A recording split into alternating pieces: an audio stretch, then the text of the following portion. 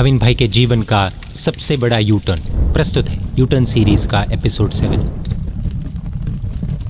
भाविन भाई चेन्नई के 1 BHK flat में शिफ्ट हुए और नौकरी करने लगे। इतना हमने अभी तक एपिसोड 6 में देखा।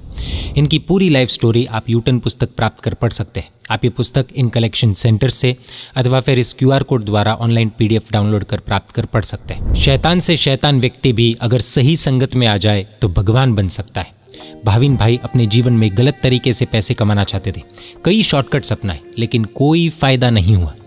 इस हताशा में व्यक्ति खुश होने के लिए या फिर टेम्पररी सुख पाने के लिए कोई ना कोई शॉर्टकट ज़रूर ढूंढता है।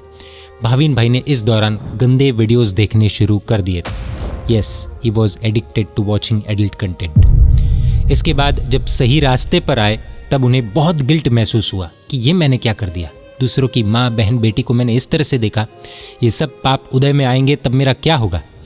फिर बीच में वो एक बार सूरत गए थे। वहाँ पर उन्होंने सरस्वती लब्ध प्रसाद पद्म भूषण से सम्मानित परम पूज्य आचार्य भगवान श्रीमद विजय रत्न सुंदर सुरेश जी महाराज साहब के दर्शन किए। उनके श्रीमुख से भाविन भाई ने आजीवन ब्रह्मचर्य व्रत का अभिग्रह लिया।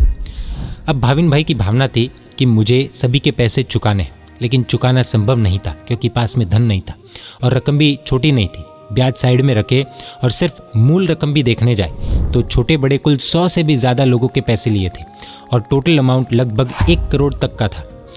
भाविन भाई अब दीक्षा लेना चाहते थे और माता पिता से जब पूछा गया कि ये दीक्षा ले तो आपको समस्या नहीं होगी क्या, तो माता पिता ने क्लियरली कह दिया कि हमारा तो जो होना होगा सो होगा, लेकिन इसकी दीक्षा में हम कभी भी ना नहीं कहेंगे। पूज्य गुणवंत विजय जी महाराज साहब ने कहा कि अभी लगभग 1 करोड़ का कर्ज है और शास्त्रों में मना किया है कि कर्ज हो तब तक दीक्षा नहीं देनी चाहिए, नहीं तो जैन धर्म की निंदा होती है। लोग बोलेंगे कि हमारा पैसा खा गया और अब पैसे वापस देने न पड़े इसलिए साधु बनकर बैठ गया। लोग बोलेंगे ये साधु लोग भी जोरदार है, अपने चेले बनाने की लालच में ऐसे कर्ज में डूबे व्यक्ति को भी दीक्षा दे देते हैं, अब तो हमें पैसे मिलने से रहे। इस तरह की बातें होती है, इसलिए पैसे चुकाए बिना तो दीक्षा नहीं हो सकती। अब इसका कोई प्रैक्टिकल सोल्यूशन नहीं था। भाविन भाई के पास कर्ज चुका सके इतना धन नहीं था और इधर गुरु भगवंत के पास एक आत्मा की दीक्षा के लिए कोई 1 करोड़ का कर्ज चुका दे ऐसा कोई भक्त भी नहीं था। इसलिए दीक्षा की बात फिलहाल अटक गई। इसके बाद वर्ष 2024 में चेन्नई की धरती पर सौकारपेट आराधना भवन में पधारे तार्किक शिरोमणि श्रमणी गणनायक परम पूज्य आचार्य भगवान श्रीमद विजय अभय शेखर सुरेश जी महाराज साहब आचार्य श्री के 2 शिष्य महात्माओं का 100 ओली का पारना था। उस पारने के लाभ के लिए उन्होंने आयम्बिल में ही चढ़ावा बुलवाया। जो जितने ज्यादा आयम्बिल करेगा उसे पारने का लाभ मिलेगा। भाविन भाई ने ये चढ़ावा लेने का निर्णय लिया और अंत में 2200 आयम्बिल का चढ़ावा लेकर ये लाभ लिया। नियम ऐसा था कि जितना आयम्बिल हो उससे दुगुने दिनों में उतने आयम्बिल करने, तो 2200 आयम्बिल यानी कि 4400 दिनों में करने, यानी कि 2200 आयम्बिल 4400 डेज में करने। भाविन भाई ने ओली का पाया भी भर दिया और 17 से 18 ओली उनकी हो भी गई थी। इस तरफ पूज्य गुणवंत विजय जी महाराज साहब की निश्रा में कुलपाक जी तीर्थ में उपधान चल रहे थे और खेतवाड़ी मुंबई में एक प्रभावशाली साध्वी जी भगवान श्री परम रेखा श्री जी महाराज साहब ने इस पुस्तक पर प्रवचन दिए थे। तो वहाँ से 2 श्रावक भाई कुलपाक जी तीर्थ आए और अपनी भावना व्यक्त की कि अगर भाविन भाई दीक्षा लेते हैं तो हम उनका कर्ज उतारने की मेहनत करना चाहते हैं, लेकिन रकम कितनी वो उनको पता नहीं था। उनकी इच्छा तो बहुत थी, लेकिन जब उन्हें पता चला कि रकम 1 करोड़ के आसपास की है तो वे विचार में पड़ गए और काम अटक गया। समय बीता और पूज्य आचार्य भगवान श्री अभय शेखर सुरेश जी महाराज साहब के साथ ही पूज्य गुणवंत विजय जी महाराज साहब और उनके शिष्य महात्मा को चातुर्मास निश्चित हुआ तो पूज्य गुणवंत विजय जी महाराज साहब बैंगलोर पहुंचे। वहाँ पर आचार्य भगवान श्री की निश्रा में श्री सुशील धाम जैन तीर्थ में उपधान होने वाला था। वहाँ पर पूज्य देवर्षि रत्न विजय जी महाराज साहब द्वारा एक संदेश आया कि एक भाग्यशाली भाविन भाई की दीक्षा के लिए 45 लाख रुपए 45 लाख रुपीस देने के लिए तैयार है। इस रकम में अगर उनका कर्ज उतर जाए तो वे दीक्षा ले सकते हैं।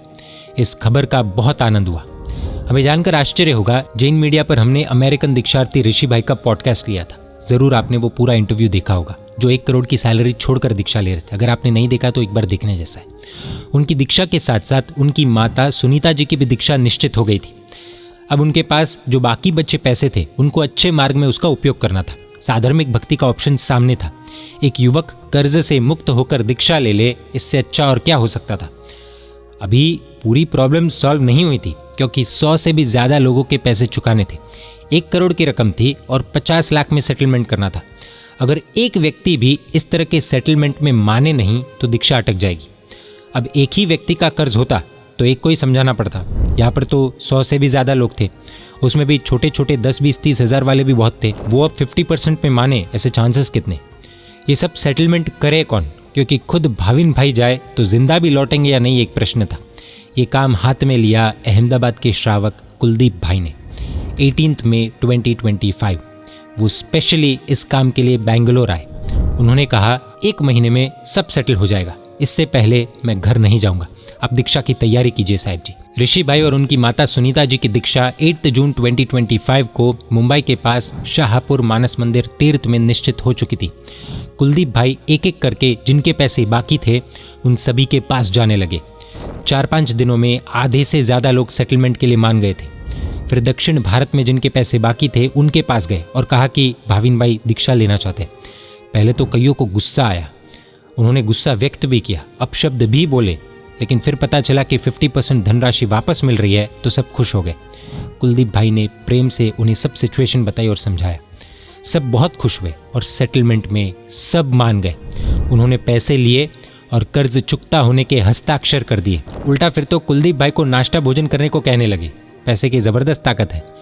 अब डोंबिवली के कुछ लोग थे जिनके पैसे बाकी थे। कुलदीप भाई वहाँ पर पहुँचे। एक भाई ने कहा कि उस बात को तो लगभग कई साल बीत गए, मैं तो समझ चुका था कि वो पैसे कभी आएंगे नहीं, लेकिन इतने साल के बाद भी आप आए हो तो बहुत अच्छा लगा। उन्होंने भी सेटलमेंट के लिए स्वीकार किया। उन्होंने कहा कि मेरे घर पर बेटे की शादी है, मुझे इससे बहुत सपोर्ट मिलेगा। इधर दूसरी तरफ बेंगलोर में सुशील धाम में उपधान चल रहे थे। उस उपधान में भाविन भाई के माता पिता भी जुड़ गए थे। उधर कुलदीप भाई का संदेश आया कि आप दीक्षा का मुहूर्त लेने जा सकते हैं, लगभग काम हो चुका है और सब बहुत खुश और संतुष्ट है। चेन्नई के श्रावक विक्रम भाई 25 मई 2025 के दिन भाविन भाई को लेकर मुंबई पहुंचे। वहां पर दीक्षा की जय बोली गई, यानी कि दीक्षा का मुहूर्त मिला। दीक्षा 8 जून 2025 को ही मानस मंदिर तीर्थ में ऋषि भाई और उनकी माता के साथ ही होगी, ऐसी घोषणा हुई। दीक्षा का मुहूर्त लेने में भाविन भाई के माता पिता उनके साथ नहीं थे क्योंकि वे तो उपधान में थे। बस 14 दिनों में तो भाविन भाई के हाथों में रजोहरण आना था, वेश परिवर्तन होना था और दुनिया की नज़रों में 2 साल पहले का पापी यही भाविन भाई अब बनने वाले थे विश्व एवं देवों को भी वंदनीय ऐसे पंच महाव्रतधारी साधु। 30 मई को भाविन भाई अपने माता पिता की मोक्षमाला के लिए बेंगलोर पहुंचे। अद्भुत माहौल था। पूज्य गुणेश्वर जी महाराज साहब ने भाविन भाई को कहा कि इतना बड़ा परिवर्तन हुआ है तो दीक्षा से पहले ही 108 मजबूत नियम लेना, उससे सुंदर संयम जीवन आगे बढ़ेगा। आखिरकार वो स्वर्णिम दिन आया, 8 जून 2025, इतिहास को हमेशा हमेशा के लिए बदल देने वाला दिन। कल तक जिसे दुनिया गाली दे रही थी उसे ही अब पूरी दुनिया हाथ जोड़कर मस्तक झुकाकर वंदन करने वाली थी। अमेरिकन दीक्षार्थी ऋषि भाई एवं उनकी माता सुनीता जी के साथ साथ जीवन का सबसे बड़ा यू टर्न लेने वाले भाविन भाई की भी दीक्षा हुई। संघ शासन कौशल्याधार परम पूज्य आचार्य भगवान श्रीमद विजय जय सुंदर श्री महाराज साहब, पूज्य आचार्य भगवान श्रीमद विजय गुणरत्न श्री महाराज साहब के शिष्य रत्न परम पूज्य आचार्य भगवान श्रीमद विजय यशो रत्न श्री महाराज साहब एवं पूज्य जय सुंदर श्री महाराज साहब के शिष्य रत्न परम पूज्य आचार्य भगवान श्रीमद विजय प्रेम सुंदर श्री महाराज साहब के हाथों से उन्हें रजोहरण प्राप्त हुआ और ऋषि भाई हुए पूज्य मुनिराज श्री ऋषि हेम विजय जी महाराज साहब एवं भाविन भाई हुए पूज्य मुनिराज श्री यशो हेम विजय जी महाराज साहब।